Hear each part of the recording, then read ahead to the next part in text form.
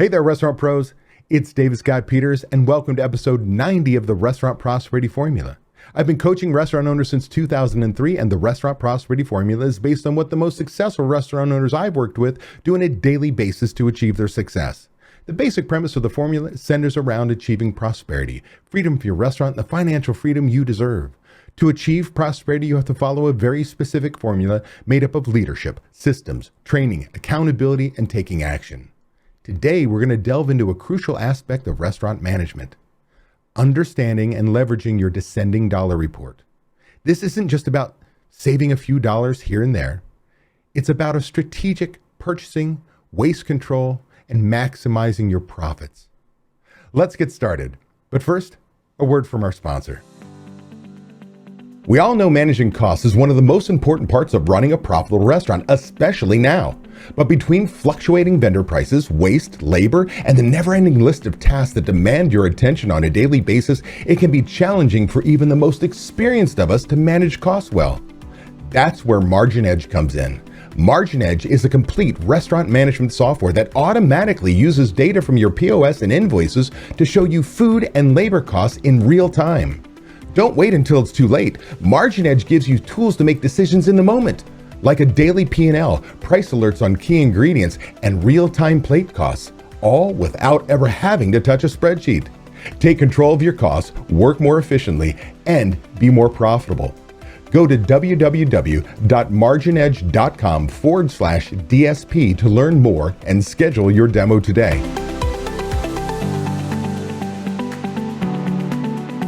There's a little known and underutilized tool that can reduce your food costs by potentially 3 or more points, but only if a restaurant were to simply gather some data and take a little action. How would you like to reduce your food costs by simply gathering data? Does this sound too good to be true? Well, it's not. By the end of this lesson, you'll be in a position to take action and put yourself down that path. I want to be straight with you. There is one group that, well, basically this isn't going to work for. That's a group of restaurants who already have a prime vendor agreement in place with one of their broadline distributors. So if this is you, this will not produce these kinds of savings. Why? Because you should have already negotiated these kinds of savings in your agreement.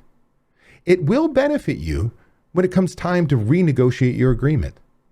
So you might as well just stay with me.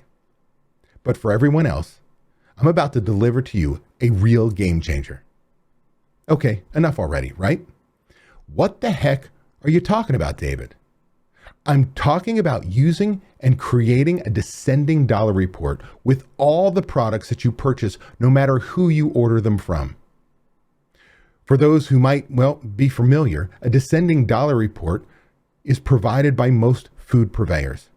It lists all the products you've purchased from them, sort them by total dollar amount spent over a given period of time, usually the highest to the lowest. So what I spend the most money on at the top down to what I spend the least amount of money. Now, this will work with a descending case report too. See, it's basically the same damn report. It's just sorted on your purchasing of purchase units, cases, if you will. All you need to do is switch the sort, if you will, the column with dollars, and flip it to what you spent the most money on to the least.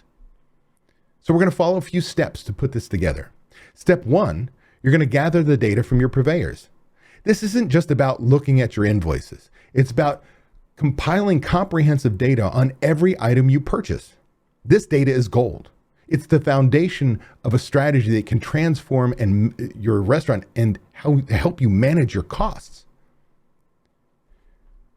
So what you're going to do is you're going to call each one of your sales reps from any broadline distributor, any small distributor, any food vendor that you work with. And you're going to ask them to provide you with a descending dollar report in a spreadsheet format. And this is important. In a spreadsheet format, not in a PDF. We need it in a spreadsheet to make it work. But we also want it from a very specific date range. And we want to get it from the same date range from each one of our vendors so that we can put it all together and know that they all line up perfectly. Note that this report is often, again, given in the form of a descending case report, and that's okay. Remember, you can change the sort. It has the same data, it's just in a different order. For each vendor, you're going to create an individual spreadsheet. Now, for the most part, if you get it from your broadline distributor, it should already be its own individual spreadsheet, whether in CSV file or not. You can make it an Excel spreadsheet or a Google spreadsheet. It does not matter. We're just going to convert it from just numbers into format. And on it, it's going to have the vendor name, the product names for each of the things you order, the number of units you've ordered, again, purchase units, and how much money you spent on each one of those during that date range. For any items you purchase from that restaurant supply, big box store, grocery store, distributor, you get the picture. Anybody you buy from, even those vendors who, might be delivering, say, produce with a handwritten invoice. We've got to put all of it together. So you're going to get easily from your broadline distributors and those that are computerized. But if you go to, say, a Sam's Club, or if you go to a Restaurant Depot, you still might be able to get that spreadsheet depending on the management that's there. But when we get into these little, say, bread vendors or produce vendors that are handwriting, you're going to have to type it all up. When you go to a grocery store, all those paid out receipts, you're going to need to type it up. We need to know every product, all of the data we're looking for. Now, with that said, be aware that your broadline distributors, when you ask for the descending case report or descending dollar report the way I want it, the truth of the matter is they're probably going to slow roll you. Like, they really don't want to give you the data. Now, why is this process? Why do they want to slow walk this process? Well, odds are what they're going to do is they're going to delay, and then you're going to get a phone call and it's going to be, what's going on? What's wrong? Why are they going to do this? Because they think you're gathering the data to shop them with another distributor. Because the same process of gathering all your tonnage, if you will, in spreadsheet format allows you to put all of your data together that you can shop them and get a prime vendor agreement with somebody else. So be prepared to let them know what you're doing. All you're doing is a descending dollar report. You want to see what you spend the most of to the least of. Now, step 2 is sorting and analyzing your top 10 items, maybe even 12. See, once you have all this data, we're going to need to put it all in one spreadsheet. So we're going to combine. We're just going to copy, paste, till everyone you buy product from, every product you buy is on one spreadsheet. Now, a special note here. You may have to take some time to, delete some items and combine them with others. For instance, to make this work, if you bought chicken from 2 different vendors, but they're the same 6-ounce chicken breast, we're not really looking for who you bought more from. You know who you're probably going to get it from the most. Take all the purchase units and the dollars from one vendor, add it to the other. Otherwise, you're going to have chicken in 2 different places. We've got to make sure we marry any like items that we buy from multiple vendors so that we know it's one single product. We can see that it moves up the list or down the list for that matter. Now, again, we're going to then sort all of this. We have everything copy, paste. We sort the column of money spent to what we spend the most, down to what we spend the least. Now, pay close attention. If you were to take in a spreadsheet, if you highlight the first cell and drag down to 10 or 12 items, you're basically creating a subtotal. If you look in the bottom right-hand corner of Excel or Google Sheets, you're going to see a little number. You can click on it. It'll pop it up. It'll give you averages, counts, all these things. But what it will also do is total whatever the hell you have highlighted. And in this case, what you're going to find is that your top 10 to 12 items, right at the top of that list, what you spend the most of to the least, out of 350 items you purchase, there's 10 to 12 of them that will represent about 50% or more of your purchasing power. That's right. Just a handful of items make up half of your spending. This is where you need to focus, right? Where should your focus be? These 10, 12 items. Because why? We can make a huge difference if we could buy differently. Step 3. Now leverage your spending power. Because you're spending a significant amount on these top items, you have leverage to negotiate. What you're going to do is you're going to ask your purveyors if they can offer you a better price if you promise to buy all of that product from them. See, they're looking for tonnage. The more you buy, the more willing they are to lower a price. In the old days, distributors would have food shows. Do you remember the food shows? I don't see them very often anymore. They're too expensive and don't really get them the results they want.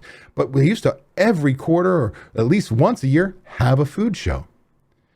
And when you'd go to one, you might stop by, say, a manufacturer's booth, maybe a Heinz ketchup, and you'd be like, hey, what's your deal? And they say, if you promise to buy at least 50 cases, 150 cases, 350 cases, whatever the number is, you promise to buy that in the next year, we're going to give you a better price.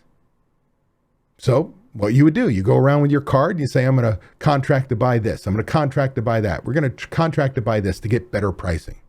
The truth of the matter is, that could have been done anytime, all year long. You didn't have to go to a food show. See, the more you promise to buy, the more they know you're going to do, the more they're willing to work on price. Step 4 is uncovering hidden opportunities. Next, ask your sales rep if they have a like or better quality product for a cheaper price. Not a cheaper product. You should never buy shitty food and go against your core values to save money. I would never have you do that. This would cheapen your brand and actually end up hurting your restaurant. Again, to be clear, you are asking for a product similar in quality or better quality that's cheaper. See, what you don't know, and your sales rep isn't going to tell you, is there's another product that could potentially be in their warehouse that another restaurant or chain restaurant with high volumes brought into the distributor. They got a slot. And what that means is they bypass something called marketing money. Marketing money is the broadline distributors, all of them. It's not name one, it's all of them. There's a game where they say, hey, give me your best price. Fantastic. Now add $5 a case. And every time we sell, you're going to kick us back $5. It's kind of backdoor money. It's marketing money. And what is that for? It's they're going to say, we're going to really market and push your product to sell more of it. So they're building in a commission, if you will. This is not sleazy. It's not under the table. It's not anything wrong. It's the way the food distribution business is set up. They've got to make money too. Let's keep that in mind. So when you say, do you have a like quality product or better quality at a cheaper price? And they look in their book or their computer and they see this item that a chain brought in bypassing marketing money, if that product isn't a trade secret product, meaning to that chain restaurant, like it's a secret sauce, it's a very specific whatever, made just for them.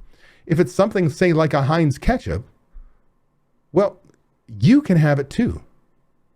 That means another restaurant got the product brought in, bypassed the inflation of the price due to marketing money, and because neither of your sales rep or your distributor want to make it available to you, because they're not going to make so much, better margins on it, they're smaller. Even though it's in the warehouse, you ask and you say, is it there? Is there something there? Again, as long as it's not trade secret, that's a product you can have. That means you can piggyback on the savings that other chain brought in, right? Because they have the tonnage. They promise to buy X number of cases, whatever it may be. They're contracted. They get a better price. And it's sitting there and you can have it too. By simply asking these two questions, can I get a better price? And do you have like or better quality products at a cheaper price for all the top 10 to 12 items? Just those specific items. We're not going down to the bottom on toothpicks. We're going 10 to 12 items. We're focusing all of our efforts just on 10 or 12 items. You'll be in a position to reduce your food costs by 3 or more points. That's huge. Buying the same groceries you're buying today. Remember, your business is valuable to them, and they're often willing to work with you to maintain a good relationship. Before you run off, though, and start gathering this data, please know that if you have a prime vendor agreement, I mentioned it in the beginning, if you have a prime vendor agreement, or you're already working with a GPO, which is a group purchasing organization, you've already found your significant savings, and this process will not have much of an impact on your bottom line. It will, however, help you keep your distributors honest. Step 5 goes to the next piece, and that's controlling waste and theft. Knowing your top 10 items, 12 sometimes, is just the beginning. The next step is controlling waste and preventing theft, implementing portion controls and keeping a close eye on these products. Every ounce wasted or stolen is money out of your pocket. This is where where tight inventory management becomes crucial to reducing your food cost. Step 6 is using software for ideal versus actual product usage.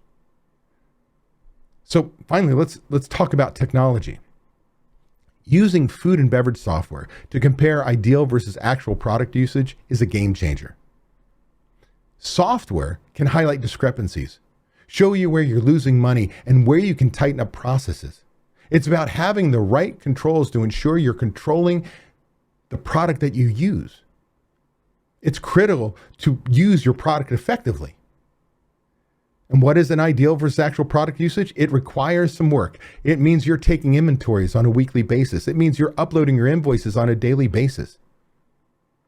It means that between taking inventories, uploading your invoices, and tying your sales mix to your POS system and your recipe from your POS system to your recipe cards, it can report to you that, hey man, you used, based on inventories and purchases, 350 pounds in chicken. You should have used 300.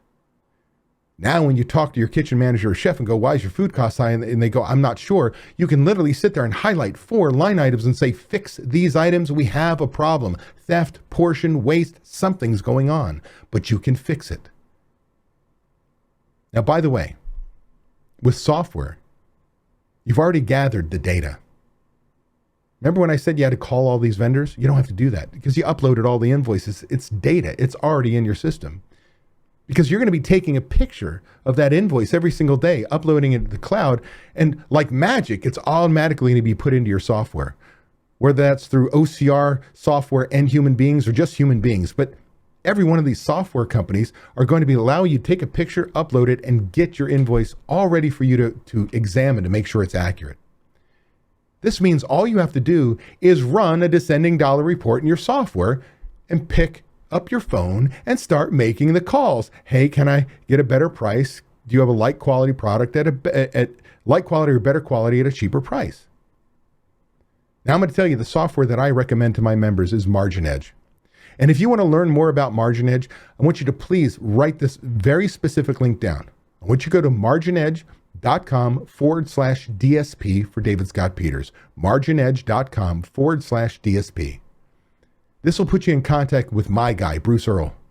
Bruce is a true restaurant pro and is the only person I let my members work with. Now, don't get me wrong, there's lots of good people at Margin Edge, but I know that he is a restaurant pro. He takes care of my people. He's been an area guy, he's got 30 plus years in the restaurant business. He's taken inventories, run multi-million dollar locations, multiple, just like he's a good dude. I don't want you to get the 20-year-old reading a script. I want you somebody who understands restaurants, and that's Bruce. Now, I want to be clear. I don't get a commission or any referral fee from this recommendation.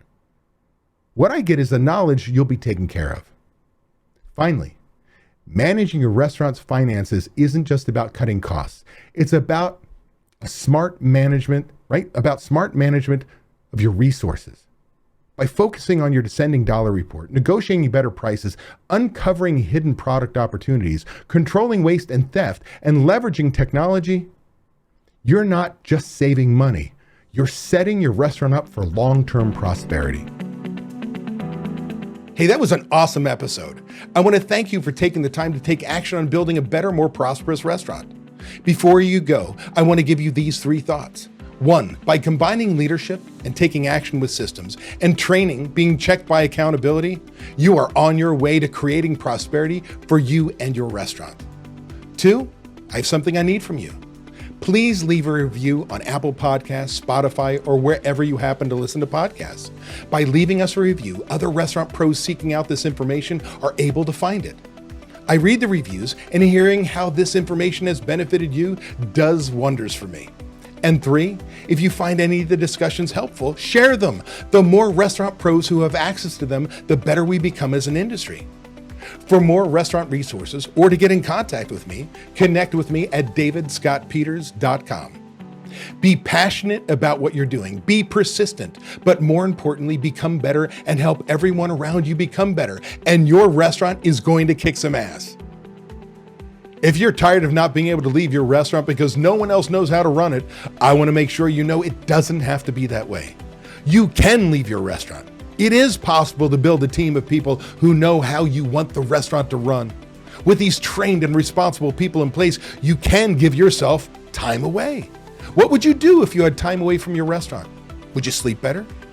Would your relationships improve? Would you feel more relaxed? These are all things you deserve to experience as a business owner. It's why we own our own businesses. If you would like to learn how to own a restaurant that doesn't depend on you to be successful, click the link in the description to watch a free training course that teaches you exactly what you have to do. Also, be sure to subscribe to get my weekly tips and watch these 2 videos to get more information and guidance for running a successful restaurant.